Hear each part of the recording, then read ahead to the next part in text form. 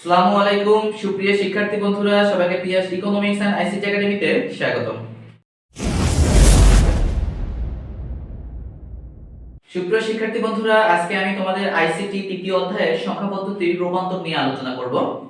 গত ক্লাসগুলোতে আমি সংখ্যা পদ্ধতির কয়েকটি রূপান্তর দেখাইছি। আজকে তারই ধারাবাহিকতায় দুইটা রূপান্তর আমি তোমাদেরকে দেখাবো। একটা হলো অক্টাল থেকে বাইনারি, হেক্সাডেসিমাল থেকে বাইনারি। এর আগে যে দুইটা সংখ্যা পদ্ধতি রূপান্তর আমি দেখাইছি তার এর উল্টা, যেটা বাইনারি থেকে অক্টাল, বাইনারি থেকে হেক্সাডেসিমাল। তা আমরা ফার্স্ট টাইম যেটা দেখব সেটা হচ্ছে অক্টাল থেকে বাইনারি। সো এখানে তোমরা এবার আমি এটা মুছে দিই। এবার দেখো অক্টাল থেকে বাইনারি করার যে নিয়ম, সেই নিয়মটা হলো আমরা যখন বাইনারি থেকে অক্টাল করছিলাম তখন কি করছিলাম, বাইনারির 3 বিট সমান অক্টালের 1 বিট। তাহলে এই জিনিসটাই উল্টাই যাবে। কেমন? যে অক্টালের 1 বিট সমান বাইনারির 3 বিট। বিষয়টা কেমন দেখো, আমরা যদি 7 2 4 8 2, তাহলে এটা কি করতে বলছে, অক্টাল থেকে বাইনারি করতে বলছে। এখন আমরা বলছিলাম একটা খুব সহজ নিয়ম আছে বাইনারির অন্যান্য সংখ্যা পদ্ধতি, বাইনারি থেকে অন্যান্য সংখ্যা পদ্ধতি বের করার একটা সহজ নিয়ম আছে বা সহজ একটি কোড আছে।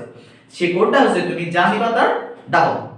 এই শর্টকাট নিয়মটা মনে রাখলে তুমি অনেক ভালো করতে পারবে এবং খুব দ্রুত ম্যাথটার সমাধান করতে পারবে। তাহলে দেখো আমরা এবার কি কাজ করব, তাহলে এখানে দিয়ে দিলাম প্রতিটা বিট আমি আলাদা করে নিব। তাহলে আছে প্রথমে 7, তারপর 2, তারপর 4, তিনটা বিট আমি কি করে দিলাম, আলাদা আলাদা করে দিলাম। কারণ হচ্ছে আমরা জানি যে অক্টাল থেকে বাইনারি করতে হলে আমার অক্টালের প্রতি বিট সমান বাইনারির 3 বিট। তাহলে এই 3 বিট কিভাবে ধরবে এবার দেখো, সেই সহজ নিয়মটা 1 2 4, এই হচ্ছে আমার তিনটা বিট পুষে গেল। আর আমি হচ্ছে 4 এর ডাবল 8 নিতে পারতাম, 8 এর ডাবল 16 নিতে পারতাম, কারণ ওইগুলো আমার এখন লাগবে না। কারণ আমার এখন লাগবে জাস্ট খালি অক্টালের থেকে বাইনারি বের করার যে নিয়মটা, সেই বিষয়টা লাগবে। সেই বিষয়টার জন্য আমার 3 বিটই যথেষ্ট। আর 3 বিট বের করার যে শর্টকাট নিয়মটা সেটা হচ্ছে 1 2 4 বা যা নিব তার ডাবল। এইরকম ভাবে মনে রাখলে খুব দ্রুত বা খুব ভালোভাবে তুমি মনে রাখতে পারবা।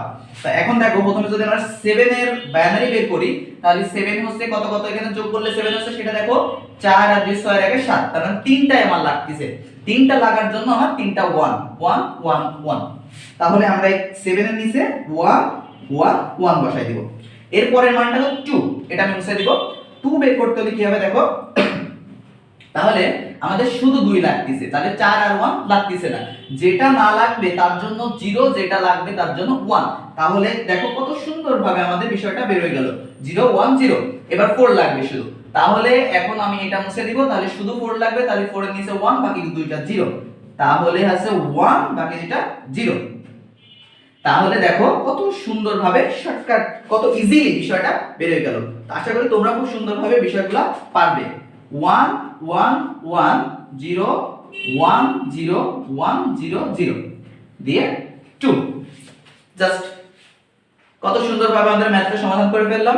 দেখছো শিক্ষার্থী বন্ধুরা, তোমরাও এইভাবে সুন্দরভাবে ম্যাথ বের করতে পারবে। আর যাদের কাছে বেশি কঠিন লাগবে, আমি অফলাইনে ব্যাচ করিয়ে থাকি, তোমরা ইচ্ছা করলে আমার কাছে এসে সুন্দরভাবে এই বিষয়গুলো সমাধান করতে পারো অফলাইনে। এইবার আমরা দেখব একটা দশমিক দিয়ে, এটা তো পূর্ণ সংখ্যা বের করলাম, এবার একটা দশমিক দিয়ে যদি বের করি তাহলে 64.52। এইরকম যদি তোমার পরীক্ষায় বা এইরকম ম্যাথ যদি তোমাকে সমাধান করতে দেয়, তখন সেক্ষেত্রে তুমি কি করবা, সেই ক্ষেত্রে তোমার হচ্ছে একই নিয়ম। সেটা হচ্ছে প্রথমে আমরা 64.52 আলাদা আলাদা করে নিব। এবার হচ্ছে আমরা একটা খাতার সাইডে একটু রাফ নিয়ে নেব। রাফ নিয়ে এখানে এই যে 1 2 4 এই কোডটা লিখে ফেলবো। এই কোডটা লিখে ফেলে আমরা 6 প্রথমে দেব, 4 আর 2 6, তাহলে 1 1 0, 1 লাগতেছে না বলে, তাহলে 1 1 0। এবার 4 এর জন্য শুধু 4 লাগতেছে, তাহলে আছে 1 0 0। তারপর যেখানে ডট আছে বা ভগ্নাংশ পয়েন্ট আছে সেখানে পয়েন্টটা দিয়ে দিব। এবার হচ্ছে 5 এর জন্য কত, 4 এর আগে 5, তাহলে হচ্ছে 1 1, মাঝখানেটা 0, কারণ মাঝখানে 2 আমার লাগতেছে না, 1 0 1, আর শুধু 2 লাগতেছে, তাহলে 0 1 0। এই যে খুব সহজে আমাদের ম্যাথটা বের হয়ে গেল, দেখো কত সুন্দর। এবার আমরা কি করব, 1 1 0 1 0 0 1 0 পয়েন্ট 1 0 1 0 1 0 2, জাস্ট ওয়াও। কত সুন্দরভাবে আমরা দেখলাম যে অক্টাল থেকে বাইনারি বের করে ফেললাম। অনেক সহজ এই বিষয়টা, আশা করি তোমরা অনেক সহজে এই বিষয়টা বের করতে পারবে। এখন দেখবো হেক্সাডেসিমাল থেকে বাইনারি করার নিয়মটা। গত ক্লাসে আমি বাইনারি থেকে হেক্সাডেসিমাল করাইছিলাম, সেই ক্ষেত্রে নিয়মটা কি ছিল যে বাইনারির 4 বিট সমান হেক্সাডেসিমালের 1 বিট। আর এইবার নিয়মটা একটু উল্টাইছে যে হেক্সাডেসিমালের 1 বিট সমান বাইনারির 4 বিট। তাহলে কিভাবে করি, সমাধান করি তোমরা দেখো যে আমরা a to 9 16 2, তাহলে আমাকে এখানে কি করতে বলছে দেখো, হেক্সাডেসিমাল থেকে বাইনারি করতে বলতেছে। তাহলে আমরা এখন কি করব যে আগের মতোই অক্টালের মতো করে আমরা a to 9 এগুলা আলাদা করে দিব।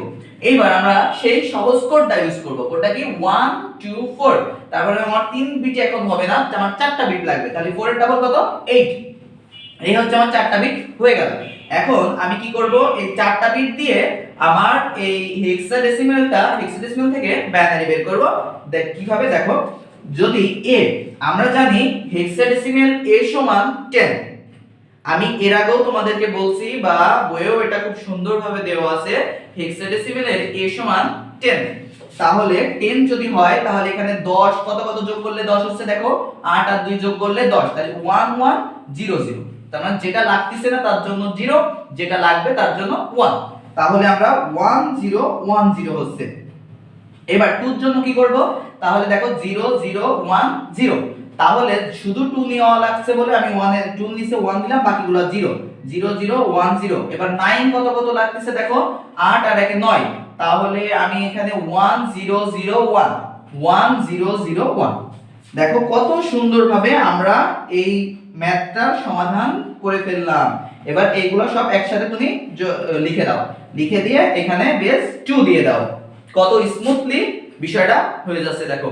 এরপরও বলতেছি যারা অনলাইনে বুঝতে পারছো না বা একটু কঠিন মনে হচ্ছে, তারা আমার অফলাইন ব্যাচে আসতে পারো। আমি তোমাদেরকে খুব সুন্দরভাবে এই বিষয়গুলো বুঝাই দিব এবং সুন্দরভাবে পরীক্ষায় ভালো ফলাফল করতে পারো সেই এই বিষয়টা আমি তোমাদেরকে অনেক সুন্দরভাবে গড়ে তোলার চেষ্টা করব।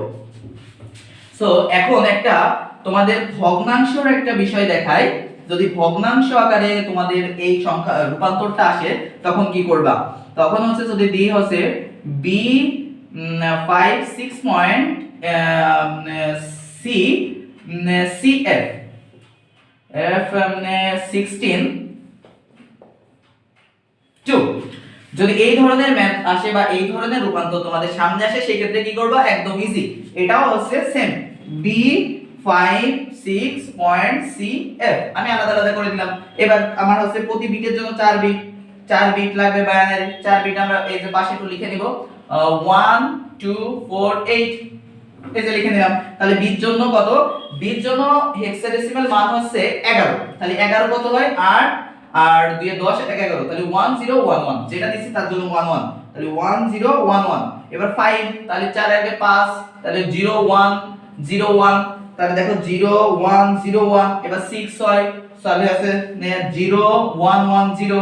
এবার ডট দিয়ে দিব বা পয়েন্ট দিয়ে দেব। c সমান সমান কত, c সমান সমান হচ্ছে 12, a সমান সমান 11, b সমান সমান 12, c সমান সমান 13, সরি না সরি a সমান সমান 10, b সমান সমান 11, c সমান সমান 12। তাহলে এখানে কোনটা কোনটা যোগ করলে 12 হচ্ছে একটু দেখো, 8 আর 4 এ 12, তাহলে 1 1 0 0 1 1 0 0। আর f সমান 15, তাহলে সবগুলা নেওয়া লাগছে, দেখো খেয়াল করো একটু, সবগুলা নিয়ে আমার 15 বসতেছে। তাহলে 1 1 1 চারটা 1।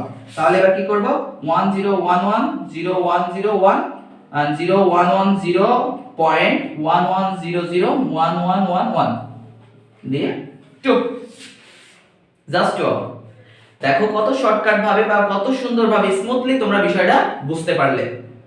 তো আশা করি সবাই আমাকে অনেক সাপোর্ট করবে এবং যাদের কোনো ধরনের সমস্যা আছে আইসিটি অর্থনীতিতে তারা আমার সাথে যোগাযোগ করতে পারো বা কোনো ধরনের সমস্যা থাকলে আমাকে মেসেজ করতে পারো, আমার কমেন্টস বক্সে জানাতে পারো। আমি সকল ধরনের সমস্যা সমাধান করার চেষ্টা করব। তাহলে সবাই অনেক ভালো থাকবে। ধন্যবাদ সবাইকে। আল্লাহ হাফেজ।